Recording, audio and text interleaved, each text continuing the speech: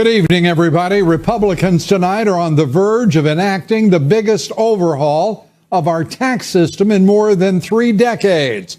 The House this afternoon passed the sweeping $1.5 trillion legislation, and tonight we're awaiting the Senate's vote on the measure.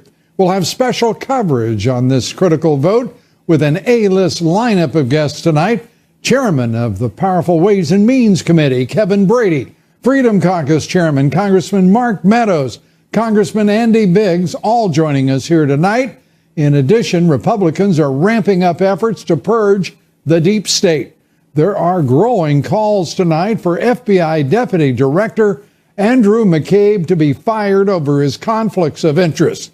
McCabe today interviewed by lawmakers behind closed doors on Capitol Hill. We'll take up the political corruption at the Department of Justice with George Washington University law professor Jonathan Turley.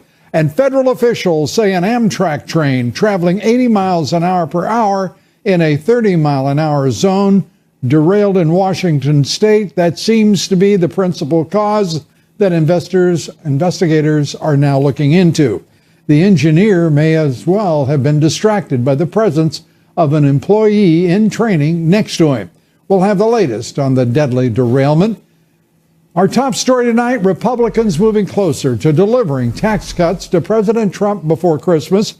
The House this afternoon approved the most sweeping tax rewrite in decades along party lines.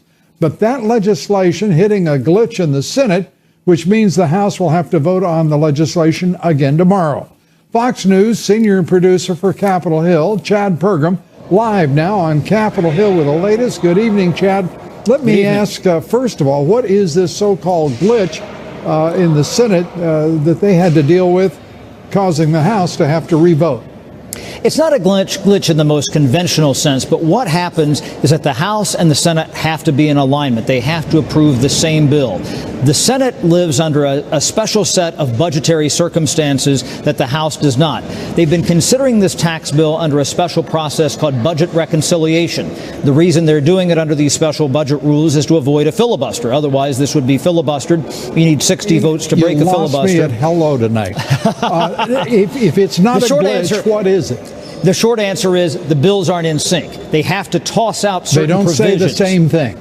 They won't by the end of tonight. That's right. The Senate will have approved a bill that doesn't align with the House. And in order to get something to the president's desk, the House and the Senate have to sync up. And so the Senate will approve a different bill, slightly different from what the House okayed earlier today, and then they will send it back across Capitol Hill, and they will approve that. That will be a fait accompli. I asked Vice President Pence earlier if this was a problem, and he said, no, we're good where we are. This isn't a problem. And not a problem. What does that mean for the Senate's passage of the legislation tonight, necessary to get into alignment tomorrow with the House and their revote? This isn't going to cost them any votes. There are going to be a maximum of 99 senators voting. They're going to have at least 50 yeas. We're still waiting to hear from Republican Senator Jeff Flake, who is the one senator who's on the fence here. He was a yes when they voted on the bill in late November, but we still haven't heard from him. And just before I came on the air, Lou, we got a little more information about the timing tonight. We expect speakers to be on the floor to about 10:55, 11 o'clock. That's how many speakers have booked floor time. They will then have a procedural vote on this glitch, as you put it, trying to sync up with the House and the Senate. It'll get tossed. That's why it has to go back. And then a final vote will start probably around 11:30 with a final result around midnight. And Vice President Pence will be here. He's expected to preside. He is not expected to have to break a tie because they're going to have that odd number of senators voting. One show host's glitch is a Senate parliamentarian's insistence on due process of parliamentary order. And we appreciate it, Chad. Thanks for bringing it up. So we're looking at after 10 for this vote by the Senate. Looking at about 11:30, close to midnight. Yeah. Well, then let's all get ready, because here we go.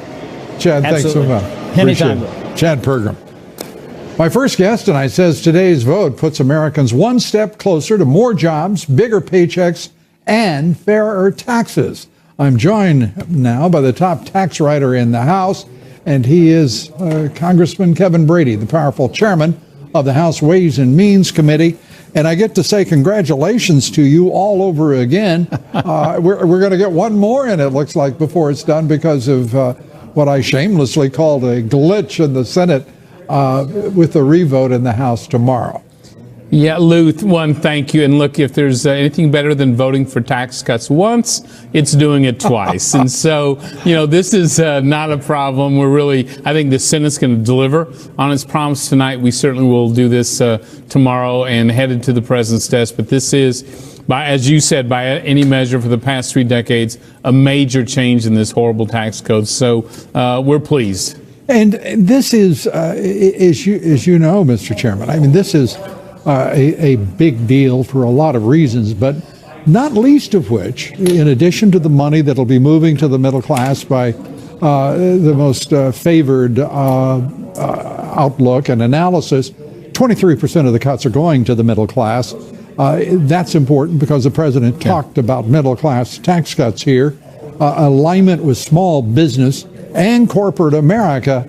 I don't see how anyone at this juncture, at least, could possibly say anything other than about this economy. It's going to continue its historic ascent. It really is. Look, this is all about getting the economy going. Look, it has picked up significantly since President Trump became president, but we think it can do better. And every economist tells us, look, it's going to be that old slow growth of the last 10 years unless we change. That's what this tax reform is all about. President Trump ought to feel terrific. He said, he pledged, I'm going to deliver tax reform this year. He's getting it for the middle class, for small businesses, and you're going to see American jobs coming back home. So I credit President Trump's leadership working with us in the House and Senate. That's why we're here today. Yeah, and it's a fairly simple algorithm to examine. Your insistence, that of the House leadership, on tax cuts and focus on it, as the president asked, as the American people asked, because he ran specifically as president on that issue. The algorithm, what is different about this and any other year in which the Republicans have been in charge? Donald J. Trump. And we've seen this economy move from the Obama new normal of less than 2% to now 2 consecutive quarters of 3% or higher. And the fourth quarter, the most recent reading, has us right at 4% economic growth. That has got to take even the most skeptical and nasty and venomous of the left who attack him kind of back on their heels. You would think, Lou, but I'm sure that won't stop them. But I'll tell you what, today was about one simple question. Who decides? Who decides who spends that money you work so hard to earn? We chose you to do that rather than Washington. I think that's why the left is fighting so furiously and so feverishly against this. Look, if you get to decide how to spend your money, they can't. Everything changes in Washington when that happens. Absolutely, and you are a big reason that it changed. I want to just congratulate you, see where we are. When do you expect that revote tomorrow to take place? And to be ready to move this legislation to the president's desk? I would think shortly after lunch, the last vote will be held on this, and we'll go to the president's desk. And again, a big promise delivered to the American people on time. That's what he asked for. That's what we fought to do. And so, this is good for Americans. It's good for America. It is also good for America to see the Republican Party controlling both houses of Congress and the White House do what you've said you're going to do. And there were at points in 2017, as we both know, it looked like it was going to be impossible for Republicans to get together on the basic fundamental building blocks of this agenda. Yeah, no, it did. And there was reason to be skeptical. But look, tax reform is why I think all of us came to Congress. I mean, that's why we ran in the first place. We know this issue. We care about it. We're passionate about getting those jobs going, get those jobs back to America. And we have a president who's right in sync with all of it. So I'm really proud of our House Republicans, including my Ways and Means Committee members, who delivered this tax reform plan. All right. Well, Chairman Brady, we appreciate you being with us. And again, I'm going to say it again. I'm not getting tired of saying this. Congratulations. Thank you, Lou. Good to have you with us. We're coming right back. There is much more to the to the day's political developments as well. And we're going to take each and every one of them on here tonight. Stay with us. President Trump on the verge of a major legislative victory after the historic tax reform bill passes the House. New Year's Day, America will have a new tax code for a new era of American prosperity. We have special coverage of the largest tax overhaul since 1986. New reports that Special Counsel Robert Mueller's witch hunt could stretch into 2018. The other major developments in Washington center on efforts to root out political corruption at the highest levels of the Justice Department and the FBI. Top Republicans are now suggesting FBI Deputy Director Andrew McCabe should be ousted amid allegations of his conflicts of interest and anti-Trump bias. McCabe himself today testified before the House Intel Committee behind closed doors. Fox News Chief Washington Correspondent James Rosen has our report. After intense wrangling between the branches, even threats of contempt citations, Deputy FBI Director Andrew McCabe appeared at last before the House Intelligence Committee for interrogation behind closed doors. There are a ton of questions. Andrew McCabe cuts across every facet of every investigation in 2016 that your viewers are interested in. McCabe first drew scrutiny when it was revealed that his wife, a candidate for office in Virginia, received nearly $500,000 from a group controlled by Virginia Governor Terry McAuliffe, a close ally of Bill and Hillary Clinton.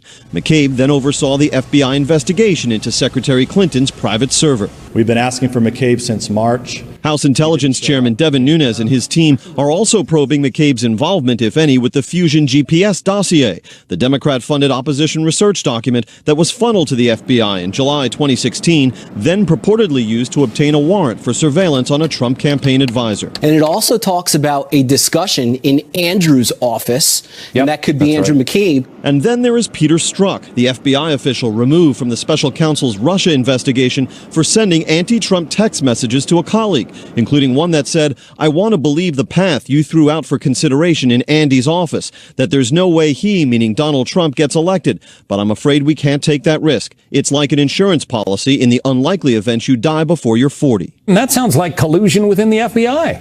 The idea that the entire FBI is full of a bunch of liberals, like, I grew up in a very liberal household in a very liberal neighborhood. No one said, please be an FBI agent. Another key figure to whom the House Intelligence Committee has demanded access, demoted Justice Department official Bruce Orr, revealed by Fox News to have met secretly with the men behind that anti-Trump dossier, is set to appear for questioning on Wednesday before the Senate Intelligence Committee.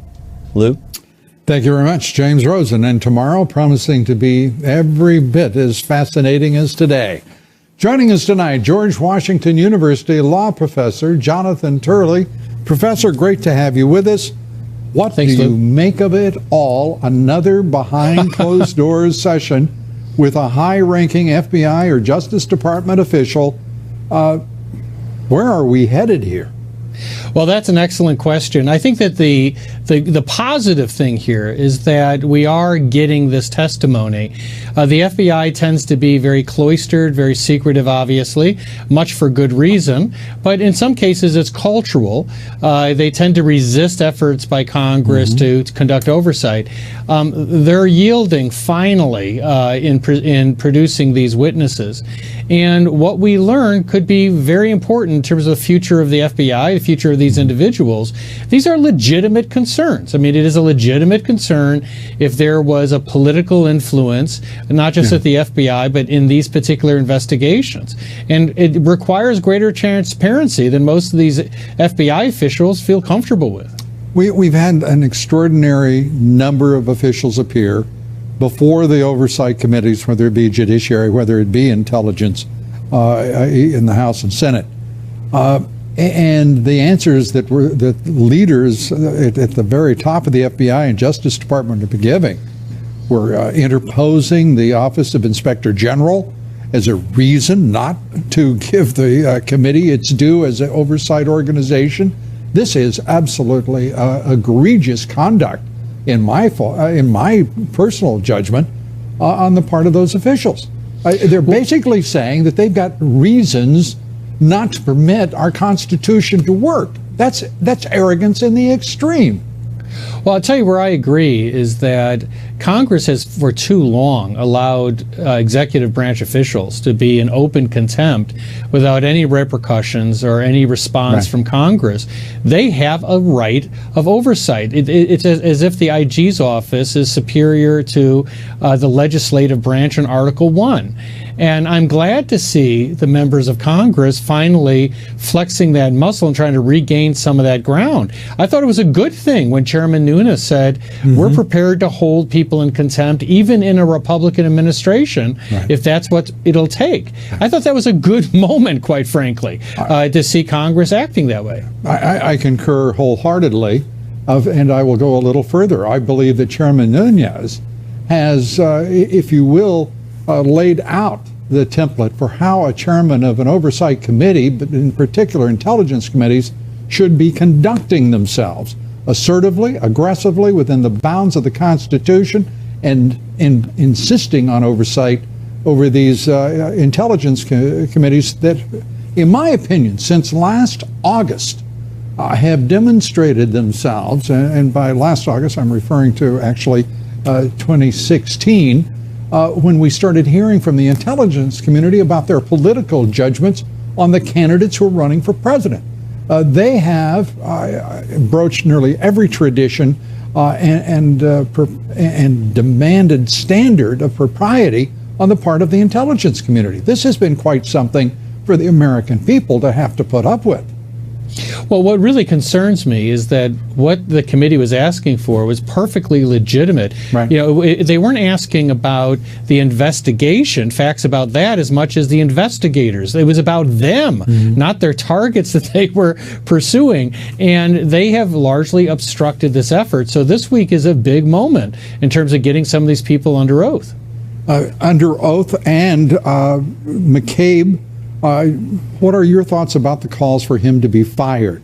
This being the man who recused himself 6 days before the election, as we'll recall, having already made most of the decisions that would have been in conflict with him. You know, Lou, I'm not one of those who have called for him to be fired. I don't think there's evidence to support it. You try to be fair, particularly to people who are working in government.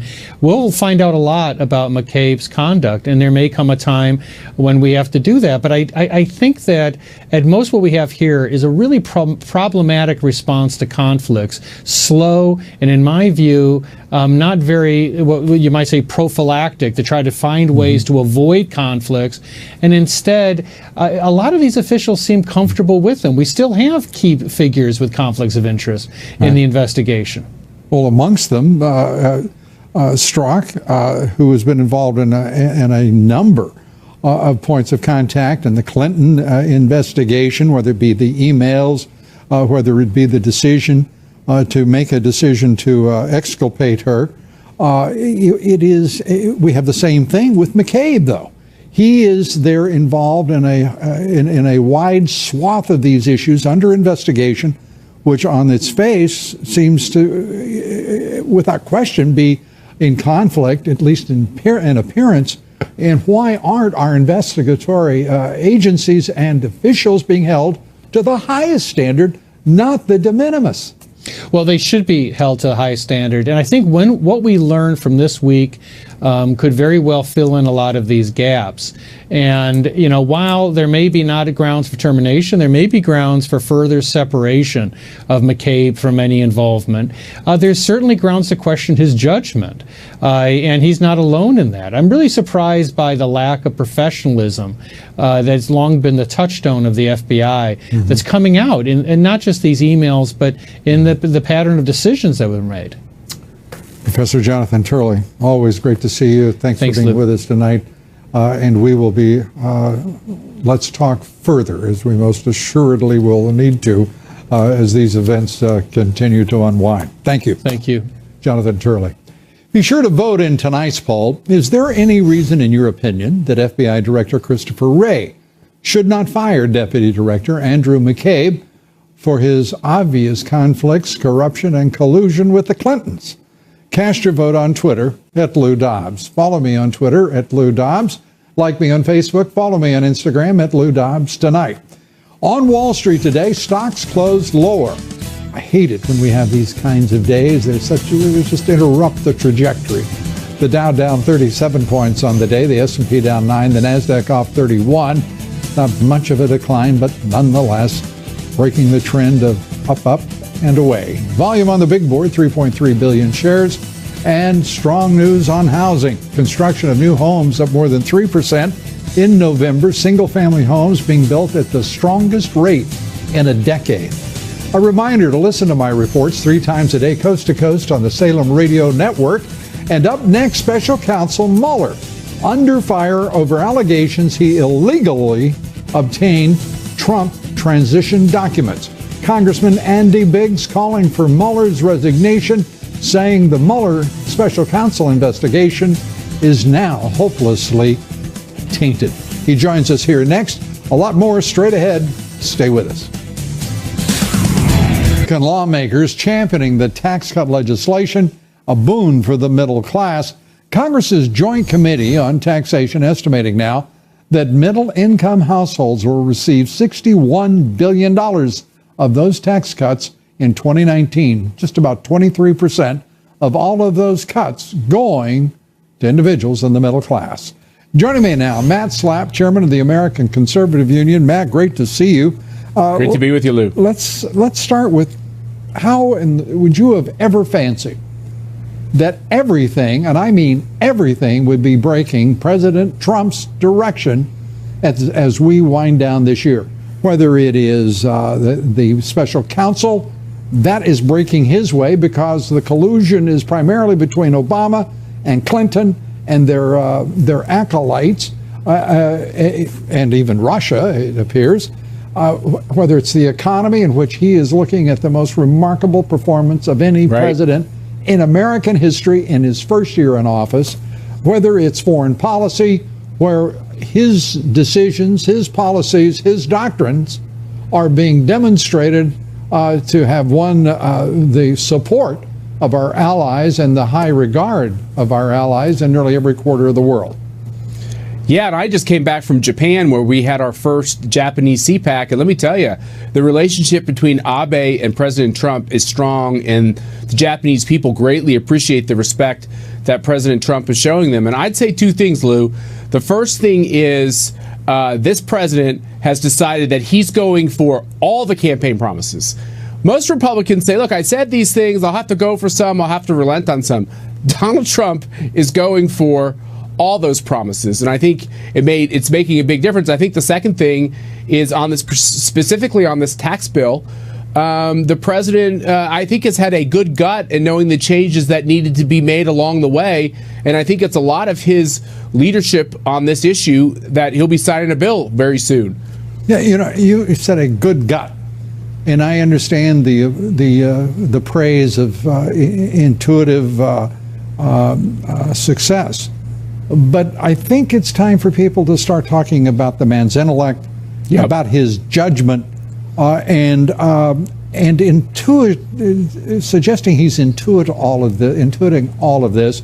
I think is a disservice to him, not by you, but by others. No, I agree with that. This is a president making tough judgments in the face of a firestorm of criticism and 360 degrees of attempted subversion of his presidency. Yeah, that's right. Look, they don't think he's a legitimate president, or they know he's legitimate. But they don't want to. I don't want to carry their water. I mean, I really don't even want to hear that anymore. I agree. And the second thing is that, and I can tell you how many times my wife and I talked about this during the campaign, is that the intellect and the insights into what the arguments really are and to what the opposition's really trying to do, he has been right. After everyone complains about this tweet or that tweet, it turns out over the course of this year, he's been right about the major questions.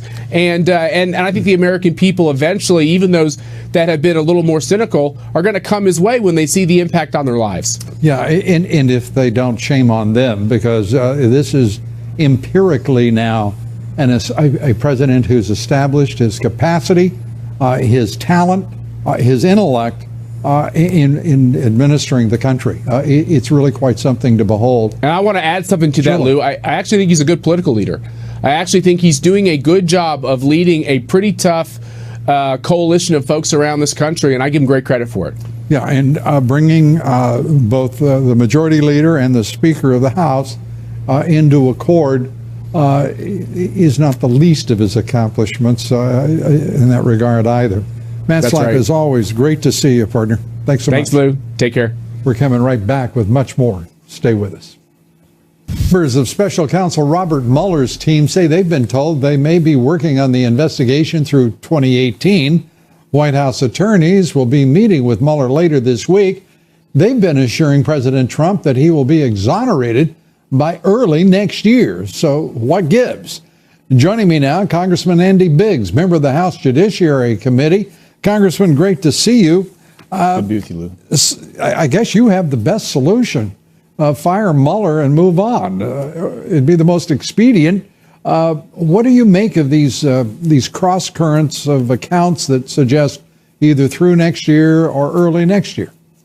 Well, good grief. Mr. Mueller and his team, some of the people on his team were actually trying to influence the last election. And if Mr. Mueller is allowed to continue his probe for another year, what do you think is going to happen? He's going to try to influence the next election. This is just unacceptable.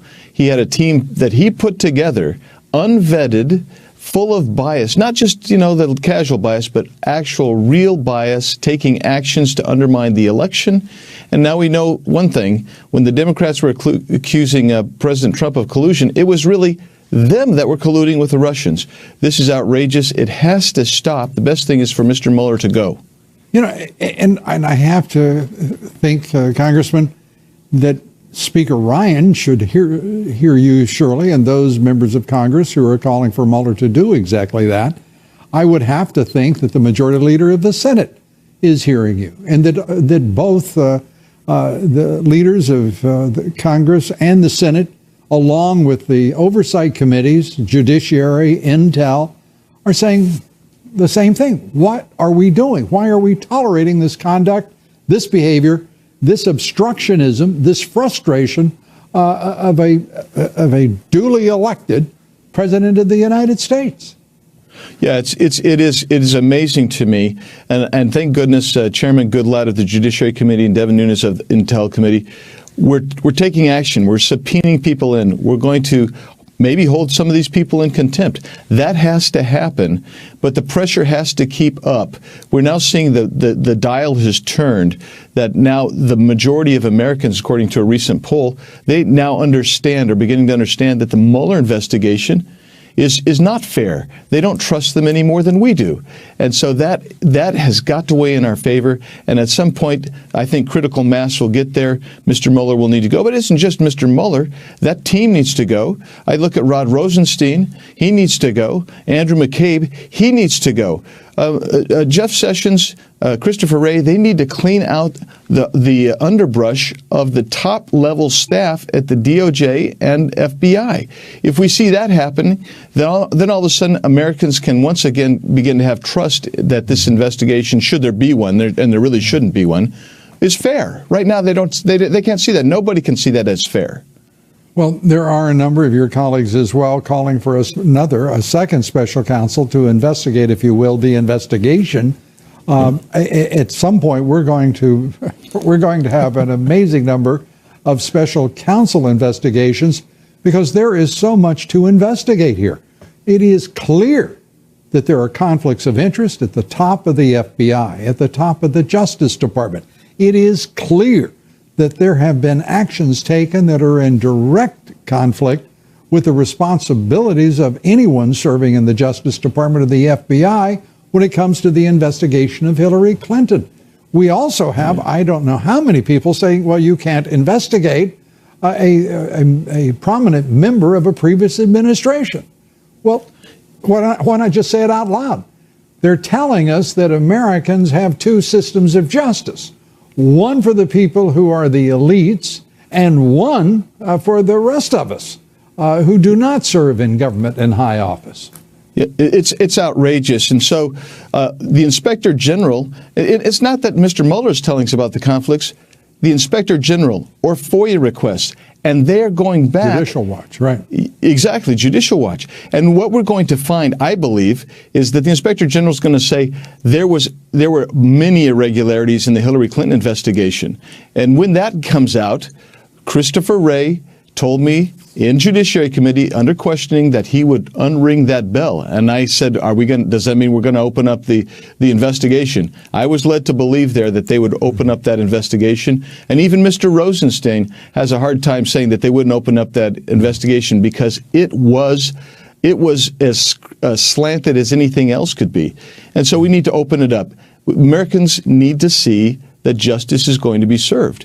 And they need to basically reopen that. And I think that the Inspector General, when he gets done with his report, hopefully, he's going to tell us exactly what went on there, because we know a lot of things that happened with regard to interviews, with regard to destruction of evidence, obstruction of justice. We know that took place. Well, as we wrap up here, I would urge consideration of another law be passed, and that would be a law against anyone testifying on Capitol Hill using the expression "unring a bell." that would be a priority in my world. Absolutely. Congressman, thanks so much for being with us. Thanks. Andy Biggs. Be sure to vote on our poll tonight. The question is there any reason FBI Director Christopher Wray should not fire Deputy Director Andrew McCabe for his corruption and collusion with the Clintons? Cast your vote on Twitter @LouDobbs. And now, please roll the video we've been waiting all night for, and this is Twig, a one-of-a-kind sheepdog, impressive athlete that he is, in and out of the water, a mighty, mighty skilled little fella. He's using skateboards, skimboards across the waters of sunny Florida. That sounded like California surfing song there, didn't it? Well, there are people in Florida right now, they're going to riot over that on the beaches. You can't do that. Up next, growing calls for the FBI's deputy director to be fired over conflicts of interest. I'll take that up with attorney Roger Banks. Here next. We're also awaiting a vote from the Senate on tax reform legislation. That vote due tonight. And later, I'll take up the next congressional battle, funding the government, with Freedom Caucus Chairman Mark Meadows, our guest. Much more straight ahead. Stay with us.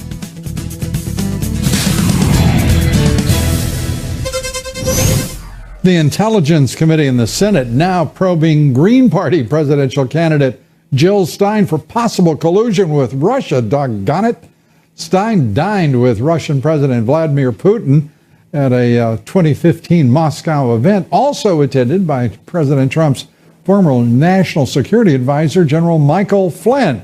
So now she's in the web of intrigue. Joining me now is Roger Banks, attorney, opinion contributor to the Daily Caller. And Roger, great to have you with us. Thank you. What do you make of this latest development? Jill Stein trying to build a fifth column in the United States. Well, first of all, I want to say that sheepdog is a tough act to follow, Lou. But as far as... not as tough as we'd like it to have been, to be candid. Well, the Jill Stein development is interesting to me in the sense that I think there's the senator, the Senate committee, and the Chairman Burr mentioned that there were two campaigns that they were now beginning to look into the evidence of collusion between the campaign and the Russians, and I kind of see Jill Stein as sort of an inconsequential candidate, but I couldn't help but wonder who that second campaign is that they're just starting to look at, and it seems to me that the only one in the general campaign would be Hillary Clinton's campaign. So maybe this is an indication that they are finally looking into that evidence. Well, don't forget the Libertarian candidate also is running. That's true. That's true. It's not exactly a target-rich environment, but there are more than three targets. Well, the one that they should be looking into, I think, would be Hillary Clinton's campaign and her involvement with Fusion GPS and